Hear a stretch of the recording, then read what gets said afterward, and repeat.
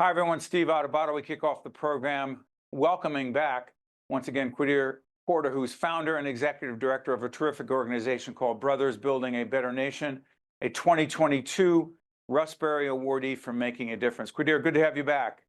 Thank you so much for having me back. I'm so excited to be here. You got it. For folks who, by the way, go on our website, it's up there right now to check out the previous interview with Quadeer. Tell us exactly again what the organization is and the most pressing needs of the folks you serve in 2025. Absolutely. Brothers Building a Better Nation is a nonprofit organization based in Newark, New Jersey. And our main purpose is to dismantle systemic barriers that are causing brothers in our community either self harm or put them at risk of self harm. And so, one of the most pressing issues we're currently seeing right now is that a lot of brothers need mental health care and somebody to talk to.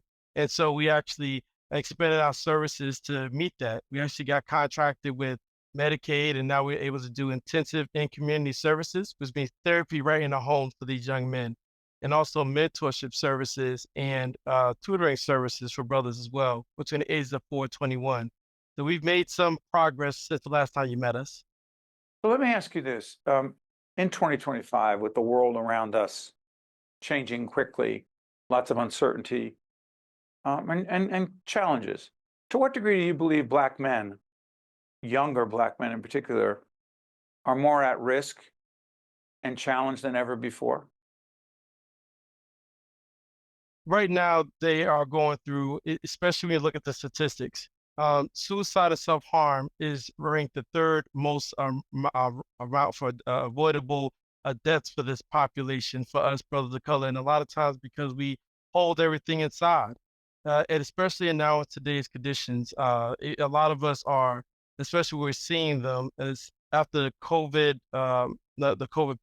pandemic. A lot of youth was not actively in school, and so a lot of the youth that went back to school had some challenges in school, led to some frustrations. So a lot of these after effects led to different mental health, behavioral health effects, especially at this age range between 14 and 21. And that's what we're really trying to address right now.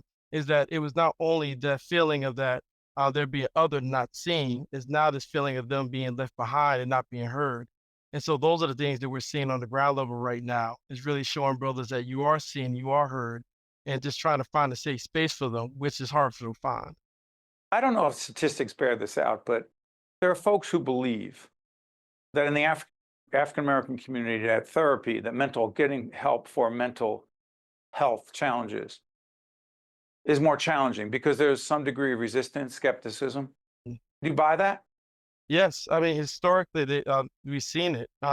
In mental health and behavioral health was actually used as a tool to incarcerate people of color, coming from the Jim Crow era to all the way up to the 90s.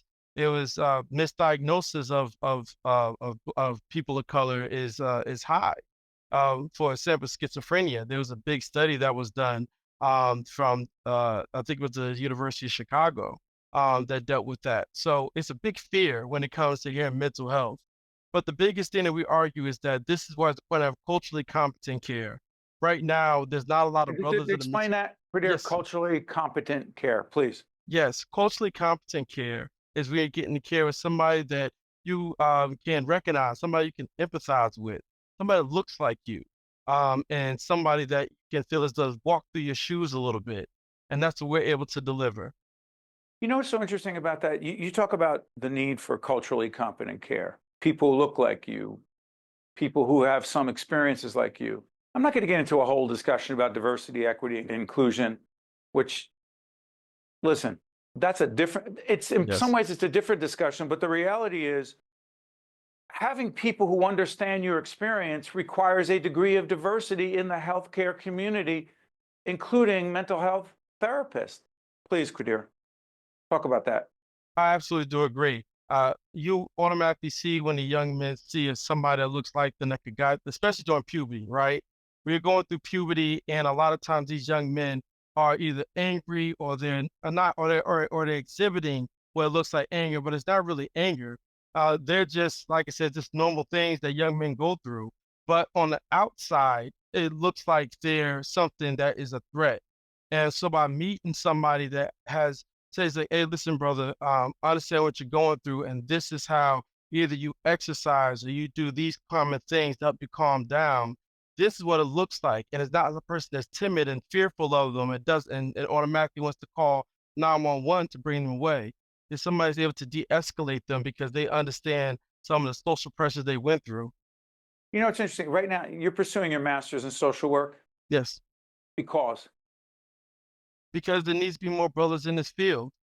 When I was first trying to get into this field and find my young men therapists, there was hardly anybody that looked like them. And the brothers that were looking like them, they were overbooked for months ahead of events. So I said, the least I can do is try to, if I'm going to be serious about what I am doing, then I have to join the battle against,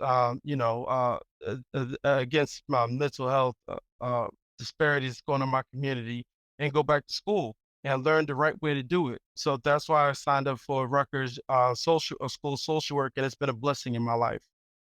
last question. Why are you so passionate about this cause? It's because I feel like I've found my life purpose. And it's hard to really put into words, but it's a feeling. It's similar to how you, Mr. Adubato, when a camera turns on. It's natural. It's something that you can't really put into words. It's just something that when it happens, you feel is right. And that's what I feel like my work. I've lived 34 going on 35 years on this earth right now. And these last 5 years, I finally found like it was something that when I wake up, I'm naturally doing and I'm always done. I just never knew what it was. And it turned out to be just this organization, Brothers Building a Better Nation, because I was just tired of people seeing us as threats and people that was looking to tear up the community. I want to show that we're loving, compassionate, and we're empathetic individuals that just needs care like anybody else.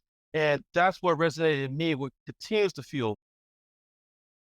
You know, Quadeer, I'm a student of leadership, what causes people to be great leaders. And sometimes it's hard to describe in words, but you know it when you see it. And you know when you see a leader. And there's no substitute for the degree of passion you have. But I'll say this, you found your calling and others are benefiting because of that. And all of us in the public television community wish you and your colleagues at Brothers Building a Better Nation all the best. Keep doing what you're doing and keep coming back and giving us an update. Congratulations and more work to be done. Well done, Quadeer. Thank you so much. You got it. I'm Steve Adubato. That's a leader. Quadeer Porter. Stay with us. We'll be right back. One-on-One with Steve Adubato is a production of the Caucus Educational Corporation.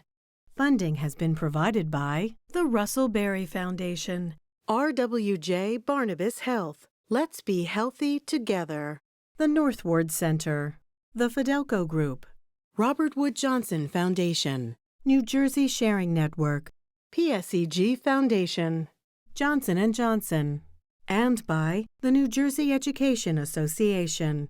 Promotional support provided by NJ.com and by NJ Biz. How long you been waiting? About a half hour. Brutal. This keeps up, I'm gonna miss my pickleball game. I've been waiting 8 years for a kidney. What can you do? Over 100,000 people in the U.S. are waiting for a life-saving transplant. But you can do your part in an instant. Register as an organ donor today at njsn.org.